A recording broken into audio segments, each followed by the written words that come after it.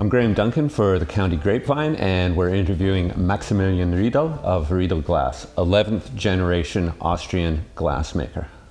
Thank you for having me. Pleasure's all ours. Now, you're establishing Riedel here in Prince Edward County. Huff Estates is going to be the retail sales outlet. What brought Prince Edward County to your attention?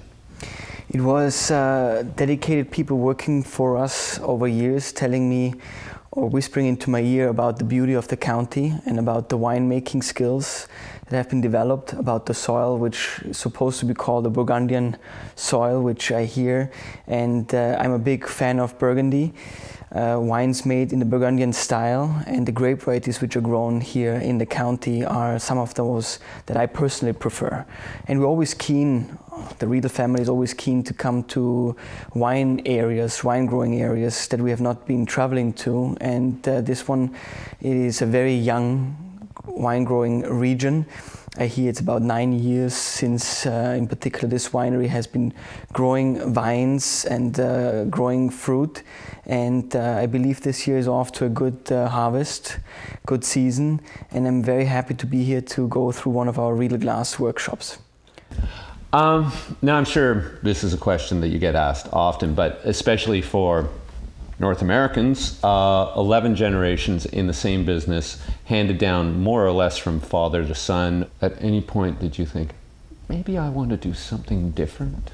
I still think about it. Not different, but in addition, I would say. Right. Because people develop passions, and I was always growing up in the industry, was always with my grandfather, with my father, learning from them, being inspired by them.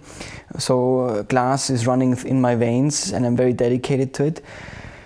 It offers so much playing ground, you know. It is first of all related to the wonderful food industry, to the fantastic wine industry. That's the reason why I'm here.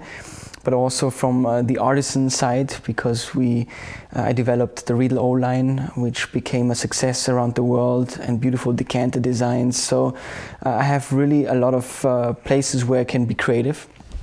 What are the, other than the awareness of the craftsmanship involved from the consumer's point of view, what are the differences between mouth-blown versus machine-made? So first of all, when we talk about mouth-blown, we have to know that there aren't too many companies anymore that produce mouth-blown handmade glassware. In particular, when it's shaped towards the DNA of the grape, a so-called gourmet glass line, like our sommelier line, which was the very first gourmet glass line in the world ever introduced in the 1970s. There aren't too many out there anymore, just because it takes a lot of knowledge, skill, manpower to produce handmade glassware, such as our sommelier range or our decanters. And people, consumers, if they don't properly get introduced to handmade, people would not know why to spend $100, $200 on a glass. It takes about 25 people to make one glass, to finish one glass, to get it out of the door of the factory. This is about the same amount of people that you need to produce the most expensive handmade car in the world, which is a Bugatti Veyron. And people, if they don't see it, they don't come and visit our factories, which are open to the public in Austria, they don't really understand how much skill and effort goes into a handmade glass. They can get a little idea of that by going to the website, Absolutely. Which has some very instructive video that shows the glass being blown. Absolutely. And it is a very labor-intensive process. It's fascinating to see. The functionality of a handmade glass versus a machine-made glass at the end is the same. But why do people have handmade shoes, wear tailored suits? It is something which is about emotions.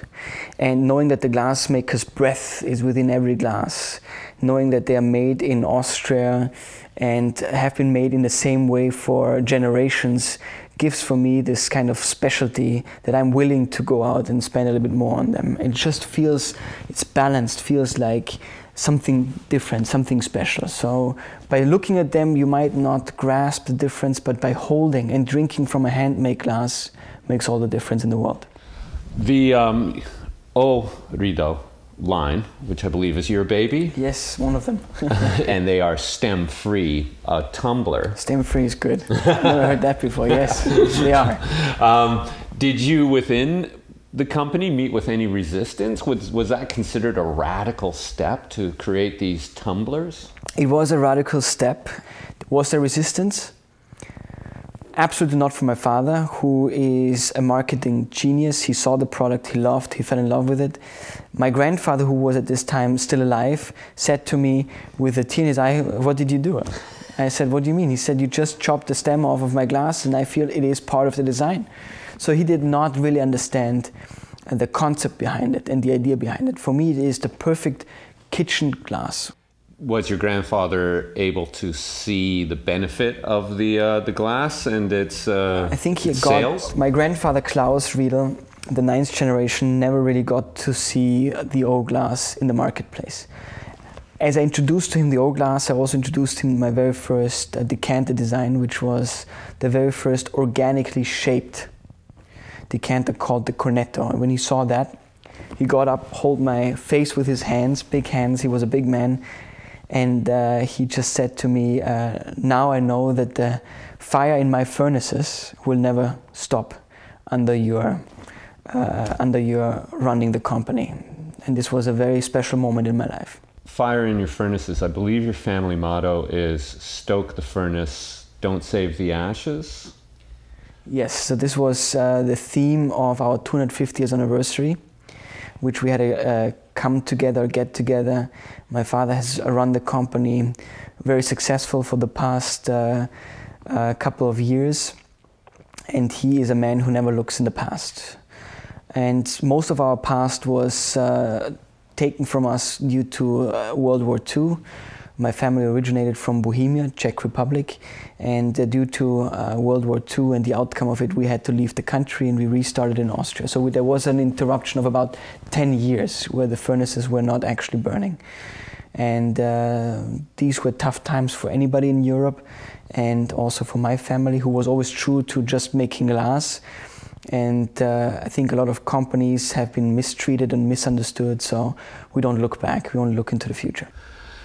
You must have a core recommendation for people who don't have the capacity, the budget, the space for 20 styles of glasses. What would be a starting point for somebody who wants to use better glassware? First of all, people say, so which glass should I start with? Because people love to collect. And I always compare this to the game of golf. You cannot play 18 holes with one club. There is for different shots a different club. My golf game might be better if I did play it with one club. And there is for different grape varieties a different glass. And what we say is, what grape variety do you drink the most? No? It's always a common answer.